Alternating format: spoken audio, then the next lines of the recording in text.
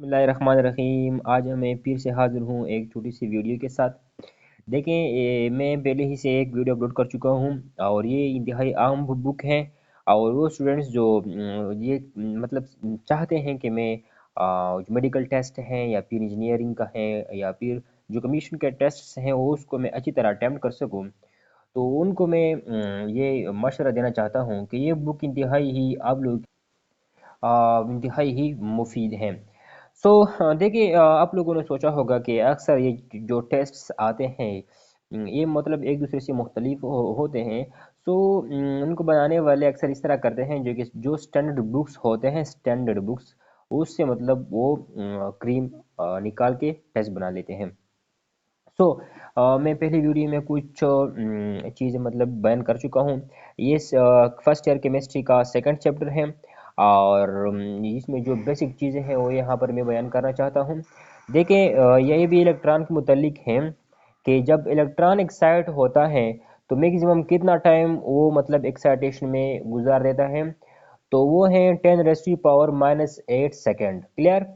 और लेज़र की फॉर्म में जब लेज़र हम डिस्कस करते हैं लेज़र, तो वहाँ पर हम कहते हैं कि इलेक्ट्रॉन जो होते हैं वो एक्साइटेड फॉर्म में, क्लियर, 10⁻⁻2 सेकेंड गुजारते हैं। क्लियर। और जहाँ पर वो 10⁻⁻2 सेकेंड गुजारते हैं उस स्टेट को हम क्या कहते हैं? Meta stable state. Meta, META, Meta stable state. देखिए, इलेक्ट्रॉन था इलेक्ट्रॉन था, आपने एक्साइट किया यहाँ तक। क्लियर। सपोज यहाँ तक एक्साइट किया तो वापस आया, कितना टाइम गुजारेगा? 10⁻⁸ सेकेंड। लेकिन टाइम इस तरह होता है कि फौरन वो इधर नहीं आता, मामूली सा डी एक्साइट हो जाता है और जहाँ पर वो रहते हैं उस स्टेट को हम मेटा स्टेबल स्टेट कहते हैं। और ये प्रोसेस सिंपल लेजर में होता है जब लेजर प्रोड्यूस होता है। क्लियर। लेजर की जो लाइट एम्प्लीफिकेशन, वो लेजर लाइट वाली laser. Clear.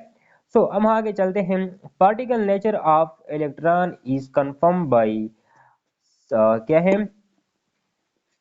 Particle nature of electron is confirmed by, अच्छा ठीक है। सो यहाँ पर वो कहते हैं कि जो इलेक्ट्रॉन की पार्टिकल नेचर है, सो पार्टिकल नेचर हमें दो चीज़ से मतलब वो कंफर्म होती है। पहला तरीका यही है, आप लोग पढ़ चुके हैं कि कैथोड रेज जो होते हैं, cathode rays can rotate the pin wheel. Clear. Frictionless frictionless pin wheel. So pin wheel को घुमाने का काम सिर्फ पार्टिकल करता है, उससे हम ये अंदाज़ा लगा सकते हैं। दूसरी तरफ ये जिंक सल्फाइड, आप लोग जानते हैं कि जब हम मतलब इलेक्ट्रॉन कैथोड रेस का जो डिस्चार्ज ट्यूब पढ़ रहे थे, तो उस वक्त हम क्या कर रहे थे, क्या पढ़ रहे थे? देखिए, कुछ यूँ मतलब पढ़ते थे कि सपोज ये हमारे साथ क्या है, ये हमारे साथ है नेगेटिव, नेगेटिव साइड है। ये हमारा कौन सा साइड है? नेगेटिव। और ये हमारा कौन सा साइड है? सपोज हमारे साथ ये है पॉजिटिव। क्लियर। ये नेगेटिव। देखिए, मैं इस तरह शो करता हूँ। तो कैथोड रेज किस तरह? देखिए, कैथोड रेज आते थे, क्लियर, यहाँ पर, और यहाँ से देखिए यहाँ पर जिंक की एक प्लेट लगी होती थी। किस चीज़ की?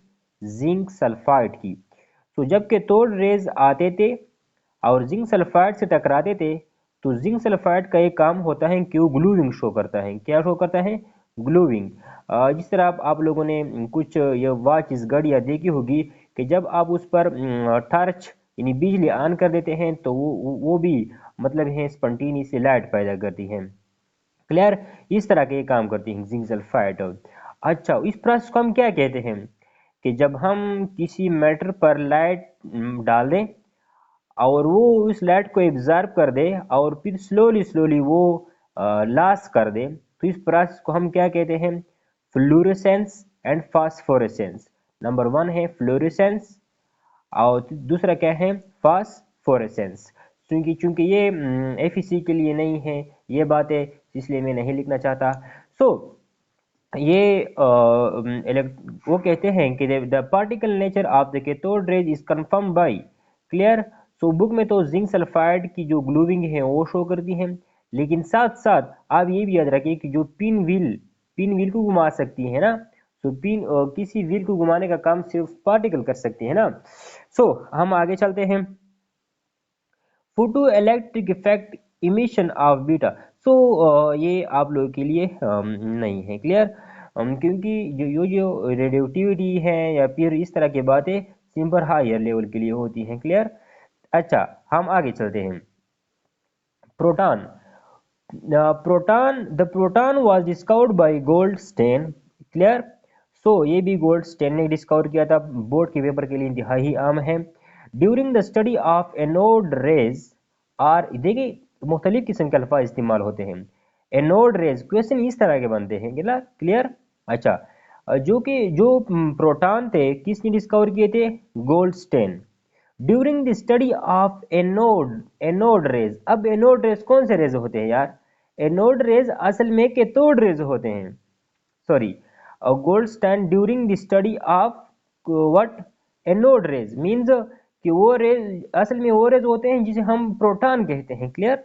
एनोड रेज कौन से रेज होते हैं? मतलब जिसे हम ऐसे रेज जिस पर पॉजिटिव चार्ज होता है, ऐसे रेज जिस पर पॉजिटिव चार्ज होता है। देखिए मैं यहाँ पर आप लोगों के लिए लिख सकता हूँ। देखिए कुछ यूं डिस्चार्ज ट्यूब तो आप लोगों को याद होगा, कुछ यूं डिस्चार्ज ट्यूब तो देखिए इस तरह और इस तरह, क्लियर। देखिए इस तरह। सपोज हम मैं इसको नेगेटिव मान लेता हूँ, क्लियर। इसको मैं नेगेटिव मान लेता हूँ। इसको देखिए ये नेगेटिव है और ये हमारा क्या है? ये हमारा हो गया पॉजिटिव, क्लियर। अच्छा, अब ये अब क्या होता था? देखिए ये रेडिएशन तो इस तरफ चली जाती है, क्लियर। लेकिन इसके बरक्स जो पॉजिटिव चार्ज वाले होते हैं, पॉजिटिव चार्ज याद रखें, पॉजिटिव चार्ज इस तरह हो सकते हैं, क्लियर। साथ साथ देखें इस तरह हो सकते हैं। मैं पहली वीडियो में डिस्कस कर चुका हूं कि कैथोड रेज की बात कर रहा हूं। Cathode rays doesn't depend upon the type of gas used in discharge tube, याद रखें। बट ये जो हमारे साथ कैनाल रेज होते हैं या फिर जो एनोड की तरफ से जो रेज आते हैं जिसे हम एनोड रेज कहते हैं, क्लियर, ये डिपेंड करती हैं type of gas you have used. क्योंकि देखें अब जो मॉलिक्यूल इनसाइड इस्तेमाल कर रहे हैं उस पर हम पॉजिटिव चार्ज लाना चाहते हैं, क्या देखें अगर इसे इलेक्ट्रॉन चला जाए, बाहर चला जाए, तो इलेक्ट्रॉन की तो वही नेचर होगी, क्लियर। वो H2 से खारिज हो या फिर से H4 से खारिज हो, जिस किसी से खारिज हो, इलेक्ट्रॉन की सेम नेचर होगी जिस कंडीशन में हो, क्लियर।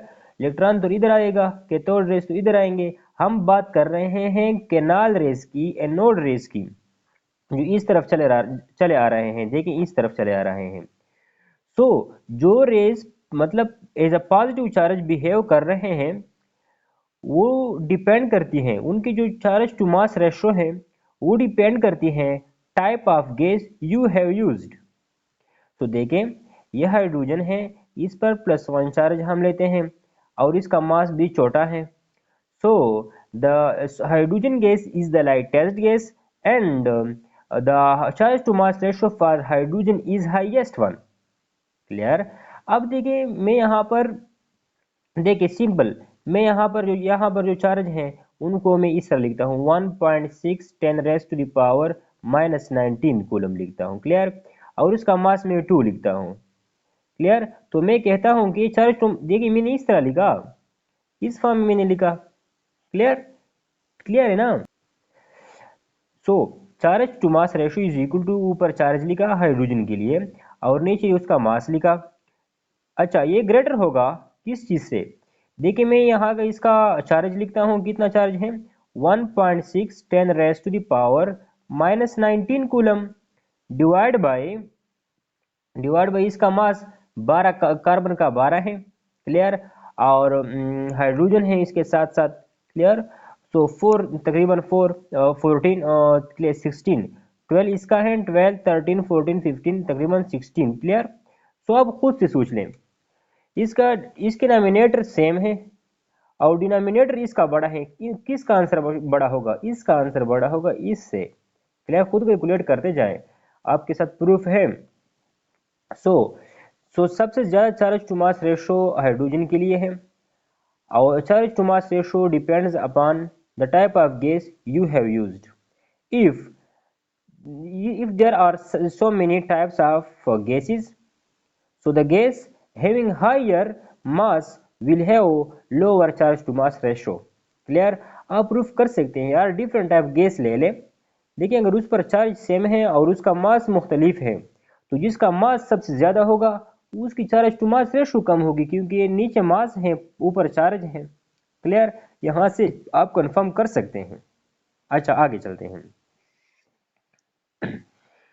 अच्छा कहते हैं कि एनोड रेज के मुतालिक बात हो रही थी कि ये जो एनोड रेज हैं उसके मुतालिक पॉजिटिव, इसको हम पॉजिटिव रेज कहते हैं, which originate in the region between cathode and anode.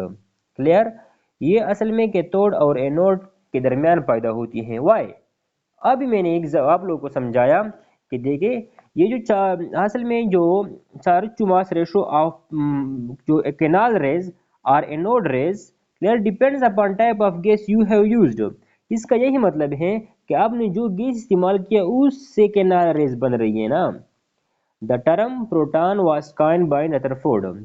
यही ये भी याद रखें कि द हु वाज द या और who is the father of nuclear chemistry. Nuclear chemistry का फादर कौन है? Rutherford is the father of nuclear chemistry. Clear? और उन्होंने न्यूक्लियस ही डिस्कवर किया था और उनको नाम वो कहते हैं कि नाम वो भी रदरफोर्ड ने दिया। क्लियर? अच्छा सो आगे चलते हैं। Anode rays charge to mass ratio depends upon nature of a gas take in a discharge tube and its maximum for hydrogen। ये तो क्लियर होगी। अच्छा चलो आगे चलते हैं। क्लियर? आगे चलते हैं, क्या कहते हैं वो, इसके बाद कहते हैं charge. It carries a charge of 1.610 raise to the power minus 19 coulomb, और इसकी एक और यूनिट भी है 4.810 raise to the power minus 10 electrostatic unit. Clear? So ये मतलब ये है कि 1.610 raise to the power minus 19 coulomb और 4.810 raise to the power minus 10 electrostatic unit. ये भी चार्ज की एक क्या है, एक छोटी सी यूनिट है, आप इसमें भी याद कर सकते हैं। देखिए क्योंकि पेपर की जो ट्रेंड होती है उसका कोई पता नहीं। अच्छा इसके बाद mass. Mass is same as that of hydrogen, that is 1.673 10 raise to the power minus 27 kilogram. वो यहाँ पर कहते हैं कि जो मास ऑफ प्रोटॉन है वो बराबर है as that of protium. Protium का जो एटम है वो कहते हैं कि उन देखिए प्रोटीन में कोई न्यूट्रॉन नहीं होता, प्रोटॉन होता है, इसलिए वो कहते हैं कि जो मास ऑफ प्रोटॉन होता है वो 1.610 raise to the power minus 27 kilogram के बराबर होता है। और इसे वो कहते हैं, देखिए एक क्वेश्चन एराइज होता है, क्या ये आप लोग ये कैलकुलेट कर सकते हैं एटॉमिक मास यूनिट? आसान तरीका है, देख लिख लें। किसी भी चीज़ का एटॉमिक मास यूनिट या रिलेटिव एटॉमिक मास निकालने का आसान तरीका यह है कि आप उसके मास, देखिए इसका मास कितना है 1.673 10 रेज़ टू पावर माइनस 27। आप उस स्पीशीज का मास ले लें और उसको 1 AMU पर डिवाइड करें। 1 AMU is equal to 1.660 10 raise to the power minus 24 gram. Clear? So अब जिस चीज़ का mass relative atomic mass calculate करना चाहे तो इस तरह करें कि इस एटम या स्पीशीज, इलेक्ट्रॉन हो, प्रोटॉन हो, न्यूट्रॉन हो, जो भी हो, जो भी चीज़ हो, आप उसका मास ले लें और उसको 1 AMU यानी 1.660 10 raise to the power minus 24 gram से डिवाइड करें। यही आंसर आपके पास आएगा। आप लोग कैलकुलेटर इस्तेमाल कर सकते हैं, इसको आप डिवाइड करें 1.673 10 raise to the power minus 27 को डिवाइड करें किस चीज़ के साथ 1.660 10 raise to the power minus, अब ये किलोग्राम में है, ये किलोग्राम में है ना, तो आप जो AMU इस्तेमाल करते हैं तो माइनस 24 के बजाय आप क्या इस्तेमाल करेंगे 4567 माइनस 27 इस्तेमाल करेंगे। क्लियर? अगर आप चाहते हैं कि यार ये किस तरह होगा सो मेरी और भी वीडियोस मौजूद हैं इस तरह की वीडियोस। ये एक और मॉडल टेस्ट था, वो भी मैंने हल किया था आप लोगों के लिए। ये सारी की सारी ये इंतहाई ही इम्पोर्टेंट, जितना मैं कर सका और जितनी इम्पोर्टेंट चीज़ें थी जो स्टूडेंट के लिए मैं कर सका, वो सब कुछ अपलोड कर चुका हूँ। आप देख सकते हैं, कंफर्म कर सकते हैं। ये देखिए मैं हर लेक्चर के साथ मतलब लेक्चर नंबर दे चुका हूँ। आप अगर आप चाहते हैं कि हमें इस तरह के सारे वीडियो मिले तो आप इस तरह कर लें कि चैनल सब्सक्राइब करें और ऑल नोटिफिकेशन पर क्लिक करें। इसका फ़ायदा यह होगा कि आपको हमारी हमारी ऑल वीडियोज़ उनकी स्टेप वाइज तरतीब मिल जाएगी, क्लियर, इस तरीके से। सो ये तकरीबन 28-29 वाला लेक्चर है। आप हमारे पिछली लेक्चर्स देख सकते हैं। अच्छा, कहते हैं charge to mass ratio is 9.5 10 raise to the power 4 coulomb per ग्राम।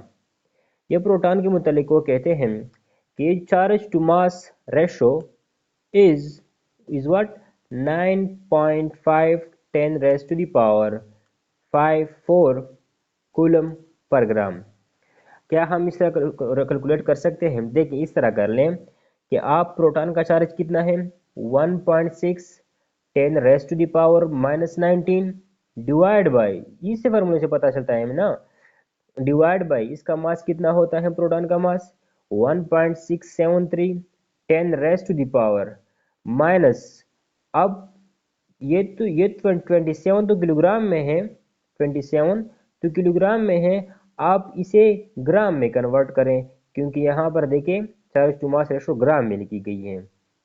तो तरीका किस तरह होगा, मास ऑफ प्रोटॉन लिख लें डिवाइड बाई ये जो सॉरी चार्ज ऑन प्रोटॉन लिख लें डिवाइड बाई मास कितना है, mass of proton, mass of proton is equal to 1.673 10 raise to the power minus 27 27 28 29 30 minus 30 gram, इससे डिवाइड करें, यही आप कैलकुलेट कर सकते हैं।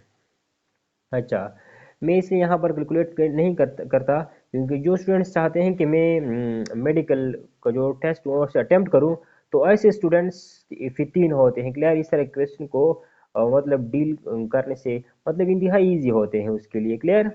सो आगे चलते हैं।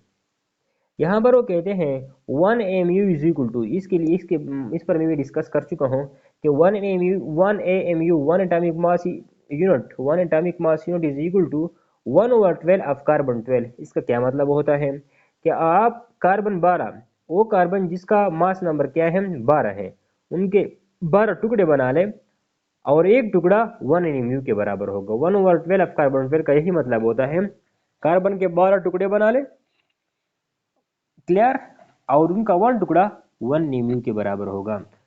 और इसका यह मतलब है कि 1 AMU is equal to 1/12 of carbon 12 which is equal to 1.66 10 raise to power -24 gram. अच्छा, देखें यहाँ पर लिखा भी, देखें ये लिखा भी है, देखें 1 AMU is equal to 1.66 10 raise to power -27 kilogram. अच्छा, यहाँ पर वो मजीद भी इजाफा करता है कि it is equal to 931.5 mega electron volt, clear. तो अब ये याद रखें, इसके लिए अब लोग के लिए कोई ज़रूरत नहीं है। अच्छा, सो थोड़ा आगे चलते हैं, न्यूट्रॉन के मुतालिक चलते हैं। न्यूट्रॉन देखें, न्यूट्रॉन को हम बेसिकली इस तरह लिखते हैं क्योंकि इसमें ना तो कोई प्रोटॉन है न कोई इलेक्ट्रॉन है, सिंपल वो बजाते खुद एक न्यूट्रॉन है, ठीक है। सो इसको किसने डिस्कवर किया था, उसको डिस्कवर किया था जेम्स चैडविक, यानी चैडविक ने डिस्कवर किया था। किस तरह डिस्कवर किया था, देखिए यहाँ पर आप लोग देख सकते हैं। देखिए ये हीलियम है, हीलियम है। असल में अगर हम कहें कि सपोज हमारे साथ अल्फा रेज है, अल्फा रेडिएशन, क्योंकि अल्फा रेडिएशन और हीलियम न्यूक्लियस, अल्फा रेडिएशन को समटाइम हीलियम न्यूक्लियस भी कहते हैं। वाई इसलिए कहते हैं, देखें याद रखिए, देखें हीलियम, अगर हम यहाँ पर हीलियम लिख लें तो उसमें 2 इलेक्ट्रॉन, देखें 2 इलेक्ट्रॉन 2 प्रोटॉन 2 न्यूट्रॉन। और आप लोग अल्फा पार्टिकल को देख सकते हैं 2 2 +2 लिखते हैं हम, इसलिए देखिए उसका जो मास नंबर एटॉमिक मास है उसे हम नहीं लिखते। देखिए 2 प्रोटॉन, क्लियर, प्रोटॉन इसमें है, 2 न्यूट्रॉन, इलेक्ट्रॉन नहीं है, +2 फॉर्म में है। क्लियर। सो यहाँ पर देख सकते हैं आप, जब हम उसने बेरिलियम, अब देखिए ये बेरिलियम 9 है। देखिए हर क्या है, हर एटम की या हर एलिमेंट की अपनी अपनी आइसोटोप्स होते हैं। तो ये बेरिलियम 8 नहीं है, स्टेबल वाला नहीं है, बल्कि अनस्टेबल बेरिलियम 9 है। अच्छा, बेरिलियम 9 पर उसने जब अटैक किया, मतलब बम्बारमेंट की किस चीज़ की, अल्फा रेस की, तो क्या हुआ, देखिए 4 5 6, जिस चीज़ पर आप, अक्सर इस तरह होता है, जिस चीज़ पर आप अल्फा रेडिएशन की बम्बारमेंट करते हैं तो उस चीज़ की एटॉमिक नंबर में 2 का इजाफा होता है, क्योंकि यहाँ पर हीलियम न्यूक्लियस में बेसिकली 2 प्रोटॉन होते हैं, तो वो 2 प्रोटॉन बेसिकली इसमें ऐड किए जाते हैं तो 6 बन जाता है। अच्छा, फिर ये 9 है, 10 11 12। क्लियर। तो 12 प्लस एक न्यूट्रॉन बाकी रहता है।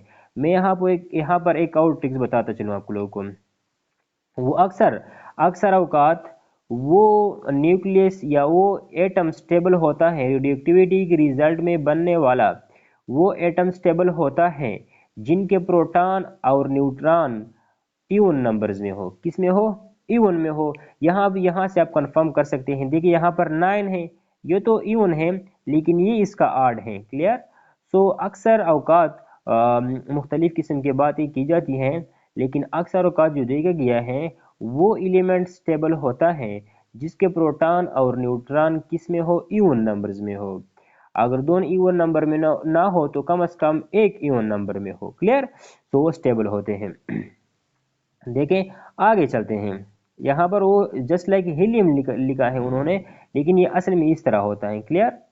अच्छा, मैं देखिए एच ई इस तरह लिख ले, देखिए He2+2, फिर भी ठीक है। अच्छा, neutron was discovered late because it is chargeless. ये तो ठीक है ना, कि न्यूट्रॉन को इसलिए लेट डिस्कवर किया गया क्योंकि इसकी चार्ज क्या है, चार्जलेस है। अच्छा, आगे चलते हैं। It is heavier than electron and proton. Clear. ये तो हेवियर है।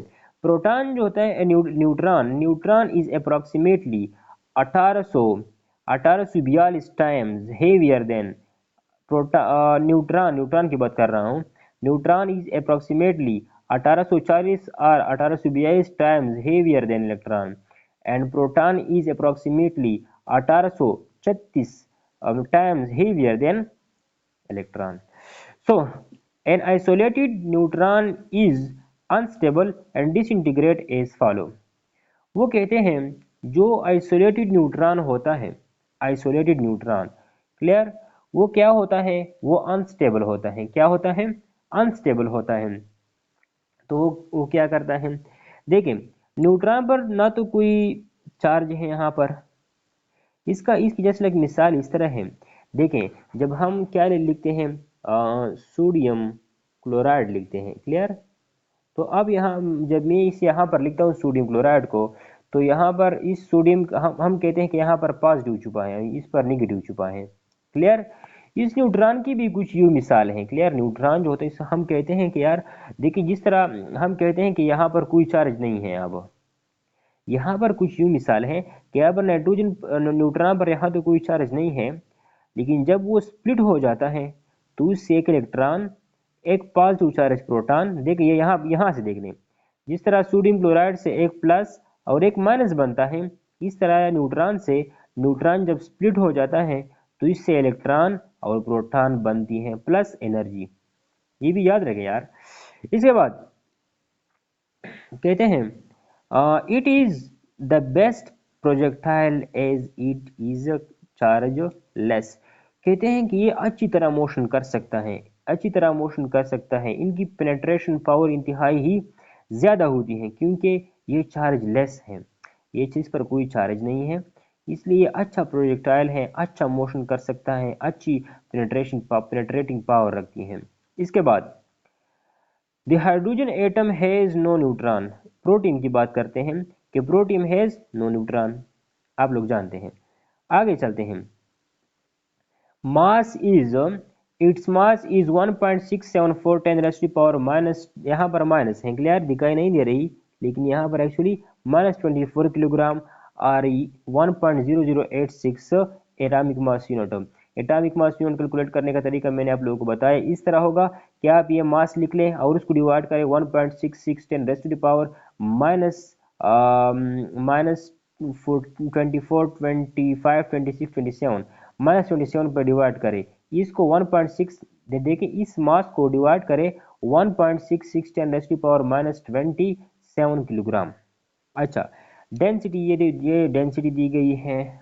अच्छा, यहाँ तक समझ आई। सो अगेन थोड़ा जाते हैं। ये तो चूंकि आप लोगों की इम्पोर्टेंट नहीं है, लेकिन देखें अगर आप थोड़ा तवज्जो दे तो कोई बात नहीं है। देखें, आप अगर बाकी कंडीशन वगैरह के टेस्ट देना चाहते हैं तो वाकई उसके लिहाज से उस लिहाज से इंतहाई इंपॉर्टेंट है। देखिए, मैंने आप लोगों से कहा कि न्यूट्रॉन पर कोई चार्ज नहीं है, तो मैंने जस्ट लाइक सोडियम क्लोराइड की मिसाल दे दी। तो जब हम इस न्यूट्रल को क्या कर देते हैं, मतलब उनके दो टुकड़े कर देते हैं, तो एक साइड प्रोटॉन होगा मतलब पॉजिटिव चार्ज, और दूसरा साइड नेगेटिव नेगेटिव चार्ज का होगा, है ना। नेगेटिव नेगेटिव चार्ज मीन्स इसको हम क्या कहते हैं, मीज़ान कहते हैं। क्लियर, क्या कहते हैं, मीज़ान। क्लियर। लेकिन न्यूट्रॉन है, न्यूट्रॉन को जब हमने दो टुकड़े में तकसीम किया, क्लियर, तो क्या हुआ, उनका एक पॉजिटिव पोर्शन बना और दूसरा नेगेटिव पोर्शन बना, जिसको हम पाई नेगेटिव से जाहिर करते हैं। अब प्रोटॉन पर क्योंकि पॉजिटिव चार्ज होता है, प्रोटॉन पर पॉजिटिव चार्ज होता है, जब हम उनके दो टुकड़े बनाते हैं तो इस तरह होगा, एक साइड पे पॉजिटिव चार्ज आ जाएगा और दूसरा न्यूट्रल हो जाएगा। इस पर न्यूट्रल है, न्यूट्रल उससे हटाए दूसरा, देखिए इस पर पॉजिटिव चार्ज है, पॉजिटिव चार्ज हटाए न्यूट्रल बाकी रहेगा। Again, neutron is the combination of positive and negative. So when we split the neutron, so we will get positive and negative. Proton consists of positive, but when we remove positive from that, we will get positive and neutral. तो उम्मीद है कि ये आप लोगों को समझ आ चुकी होगी और आप लोग इसे पसंद भी कर चुके होंगे कि वाकई जो आपका टेस्ट है उसके पॉइंट ऑफ व्यू से इंतहाई इम्पॉर्टेंट है।